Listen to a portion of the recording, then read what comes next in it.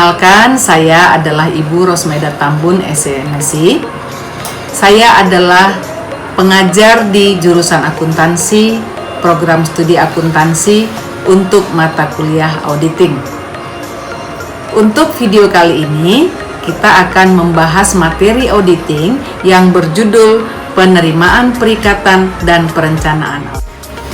Pada dasarnya, ada 4 tahap audit atas laporan keuangan, yaitu yang pertama, penerimaan perikatan, yang kedua, perencanaan audit, yang ketiga, pelaksanaan audit, dan yang keempat, pelaporan audit. Kita masuk kepada tahap yang pertama, yaitu penerimaan perikatan. Perikatan itu bahasa Inggrisnya atau bahasa asingnya kita gunakan di dalam akuntansi adalah engagement.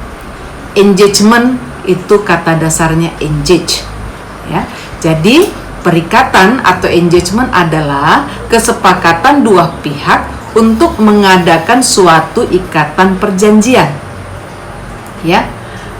Dua pihak mengadakan suatu ikatan perjanjian, sama halnya dengan orang yang mau menikah. Dua orang yang akan melakukan acara nikah, ya, pernikahan, melakukan ikatan perjanjian lebih dahulu. Nah, jadi dalam hal mengaudit, dalam perikatan audit ini, klien dan auditor mengadakan ikatan perjanjian.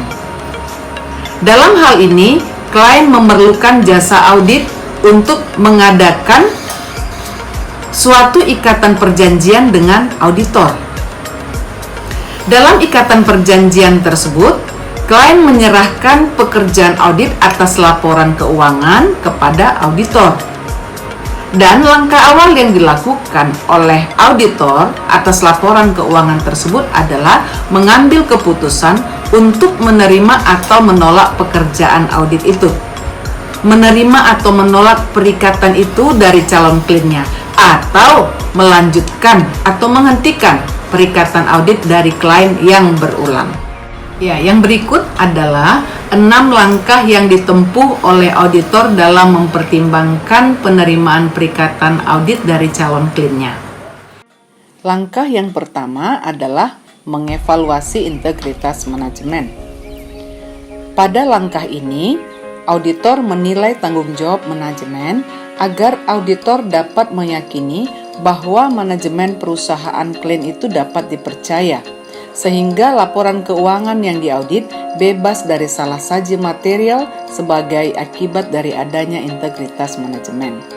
Hal ini dapat dilakukan dengan berkomunikasi dengan auditor pendahulu, meminta keterangan kepada pihak ketiga, dan melakukan review terhadap pengalaman auditor di masa lalu dalam berhubungan dengan klien yang bersangkutan.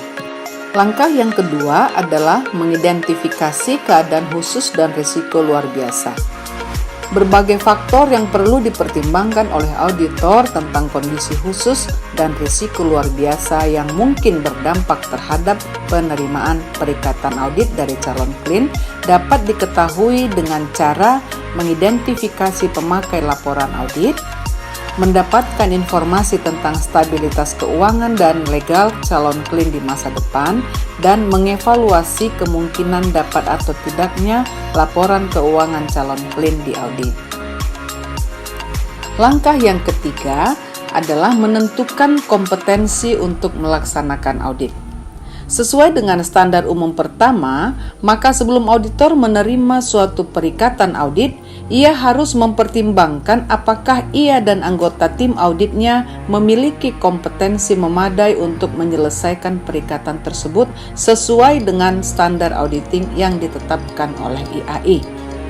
Umumnya pertimbangan tersebut dilakukan dengan mengidentifikasi anggota kunci tim audit dan mempertimbangkan perlunya mencari bantuan dari spesialis dalam pelaksanaan audit.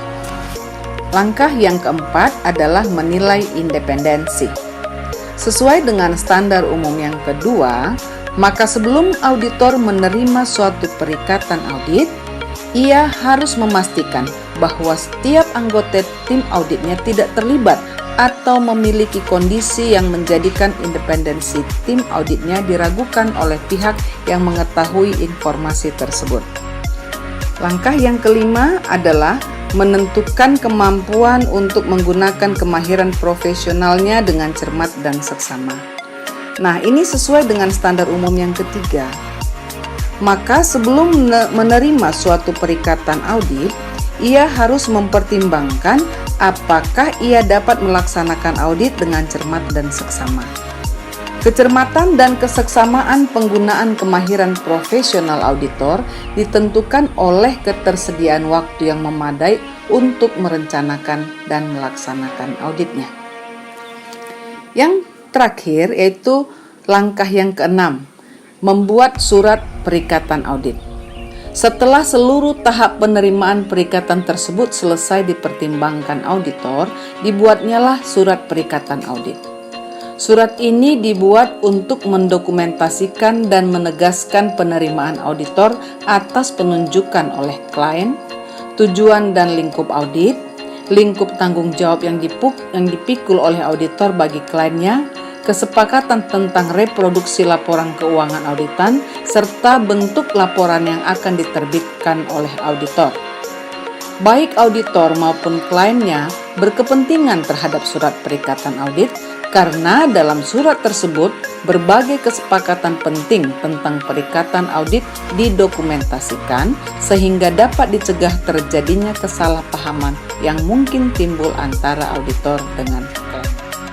Demikianlah video pembelajaran kita kali ini dengan topik penerimaan perikatan. Tahap-tahap audit yang berikutnya akan kita saksikan pada video pembelajaran yang akan datang. Terima kasih sudah menonton video pembelajaran ini. Saya Rosmeda Tambun. Sampai jumpa!